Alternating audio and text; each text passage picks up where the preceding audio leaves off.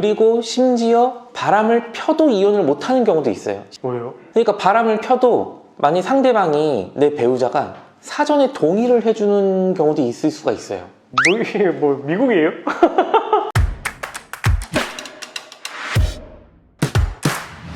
안녕하세요, 로이어 프렌즈입니다. 손 변호사님 주변에 친구 중에 그 이혼한 친구 있어요? 주변에 이혼을 많이 한다고는 하는데 아직까지 제 주변에는 이 직접적으로 친한 사람들 사이에서는 이혼한 사람 아직 없어요. 이 변호사님은 있나요? 저 있어요. 그래요? 심지어 그런 일이 발생했을 때 제가 좀 상담도 해줬어요. 요즘 이혼율이 굉장히 높다고 하죠. 여러 가지 사유로 이혼을 하기는 하는데 제일 흔한 거는 아무래도 바람피는 거겠죠? 그렇죠. 보통 이제 그 민법에서 그걸 부정행위라고 하는데 바람피다 걸리면 이혼한다. 뭐 이걸 모르는 사람은 없죠. 이건 굳이 법조인 아니더라도. 그렇죠. 근데 이걸 바람피다가 걸리면은 이혼하려면 빨리 해야 돼요. 왜요? 이게 너 내가 빼박으로 증거 잡았어, 내가 약점 가지고 있다, 요렇게 있다가 시간이 지나면 이혼 못하게 될 수도 있습니다. 약간 그렇게 좀 정신적으로 압박을 주는 것도 좋잖아요. 뭐 그럴 수도 있긴 하죠. 네. 근데 이제 그 민법에 보면은 이제 상대방의 배우자가 부정행위를 하면은 이제 이혼을 할 수 있다, 이혼 사유로, 법정 이혼 사유로 정해놓고 있긴 한데, 그거랑 동시에 이제 그 부정행위를 사유로 이혼을 할 때에는 내 배우자가 바람폈다는 사실을 안 날로부터 6개월, 그리고 바람핀 날로부터 2년 이내에 이제 그 이혼을 해야 되는 거예요. 일반적으로 우리 뭐 채권도 이제 뭐 소멸시효, 그리고 뭐 이제 뭐 범죄를 저질러도 뭐 공소시효 이런 게 있는 것처럼 부정행위 저질러도 이혼을 하는데 시간적인 제한이 있습니다. 그럼 보통 이제 사실 뭐 배우자가 바람피는 거 알게 되면은 바로 그냥 빡쳐가지고 바로 이혼 고 이런 분도 있긴 하지만 보통은 고민을 많이 할 거란 말이에요. 그렇죠. 이거를 봐줘야 되나, 참고 살아야 되나 말아야 되나 계속 고민을 할 텐데, 그렇게 고민하다가 시간을 놓치면 안 된다는 거죠. 그렇네. 지금 말해주신 그 기간을 놓쳐버리면. 그렇죠. 그리고 심지어 바람을 펴도 이혼을 못하는 경우도 있어요. 시간 제한을 놓치지 않았다고 하더라도. 뭐예요? 그러니까 바람을 펴도 만약 상대방이, 내 배우자가 사전에 동의를 해주는 경우도 있을 수가 있어요. 이게 뭐 미국이에요? 뭐 무슨 뭐 폴리아모리? 뭐 이상한 거 있잖아요, 막. 바람펴라? 네. 아니면은 이제 정말로 위장 결혼을 한다든지 각자 남자친구 여자친구 만나자 뭐 이런 경우도 아무튼 법적으로 그게 정해져 있어요. 그래서 배우자가 당신 바람 피든 말든 나 상관없어, 맘대로 해, 내가 동의해 줄게, 이러면은 이제 상대방이 바람 피는 거를 원인으로 해가지고 이제 이혼을 할 수가 없다는 거죠. 근데 이거는 일반적으로 이제 배우자가 그 바람 피는 걸 동의한다 상정하기는 어렵지만 우리는 사건을 많이 하잖아. 신기한 사건이 너무 많잖아. 이 부부 교환하는 이 스와핑 이런 것도 있고, 그거는 동의로 볼 수 있겠네. 그렇네. 그거를 사유로 해가지고 이혼하자 이렇게 못 하겠네. 그렇죠. 뭐 그렇게 뭐 특이한 성적 취향을 가지고 있는 사람이 있을 수도 있고, 가끔 보면은 바람피다 걸려도 이제 너 이거 배우자가 동의한 거예요 이렇게 주장하시는 분들이 있어요. 뭐 예를 들어서 제가 배우자가 있다고 해볼게요. 근데 배우자랑 야 이혼해! 너랑 도저히 못 살겠어. 그래서 뭐 그래가지고 좀 별거 상태인 중이에요. 봐라, 우리 지금 이혼 상태고 별거하고 있으니까 뭐 우리가 어차피 갈라설 건데 내가 바람피든 말든 상대방이 오케이 한 거 아니냐, 요렇게 주장을 하시는 분도 있단 말이에요. 근데 요거 이제 그 사전적으로 동의를 해준다는 것 자체가 원래는 이혼 사유에 되는데 그거를 면하게 해준 거잖아요. 그래서 굉장히 엄격하게 해석을 해야 되거든요. 법원에서도 단순히 그냥 우리 이혼해 이러고 잠깐 떨어져 있는 정도로는 인정을 안 해줘요. 그래서 확실히 이혼을 하기로 하고 이제 재산 분할 어떻게 하고 이제 뭐 아이는 누가 데려가고 이런 조건들 다 확실히 정하고 신고만 하기 직전이에요. 이 정도 되면은 동의라고 봐줍니다.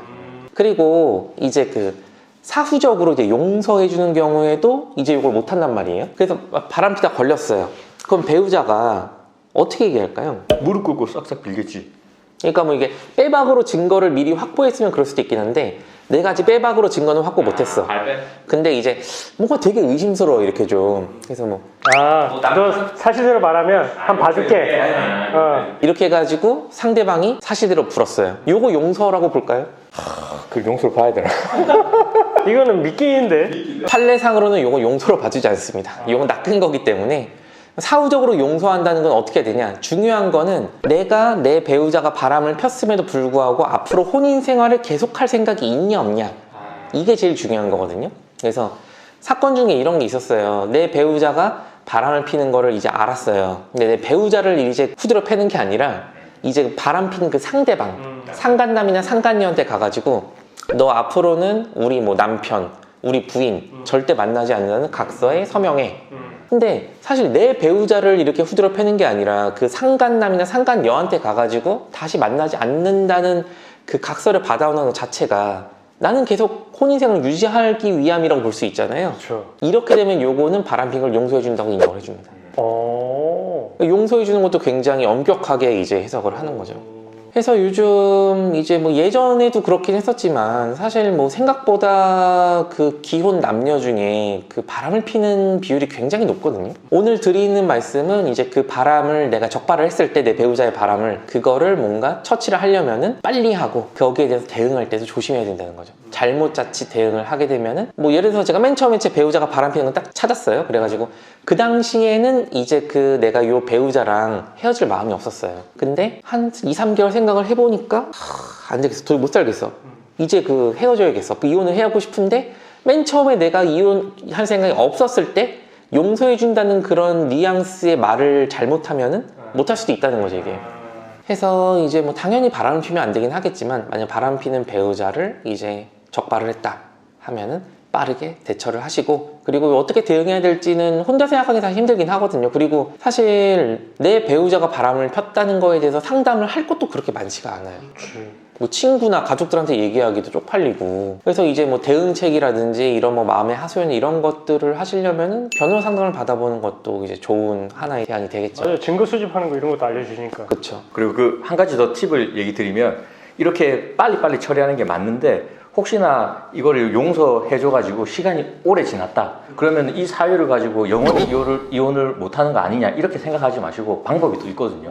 이 유사한 사건이 제가 이제 당당한 사건이 있었는데 예전에 한 10몇 년 전에 바람을 여러 번 펴가지고 그걸 다 용서를 해줬는데 그 사람이 계속해서 바람을 피는 거예요. 근데 계속 용서 들어가니까 이거를 이제 사유로 해서 이혼 청구를 할 수 있는데 그럼 이혼을 못하냐? 근데 여기서 바람을 계속 핀다 용서를 해줘도 그래서 이걸 묶어서 기타 혼인을 계속하기 어려운 사유로 주장해서 이혼된 사정도 있거든요. 이렇게 다른 방법도 있기 때문에 빨리빨리 상담 받는 게 좋은 것 같아요. 그래서 이제 없는 이혼 사유도 만들어서 이제 이혼을 시켜주시는 이 손병우 변호사님한테 찾아오죠. 아니 만들어서 불륜 전문가 이제 손병우 변호사님한테 오시면은 이제 잘 해주실 겁니다. 오늘도 영상 시청해주셔서 감사합니다. 감사합니다.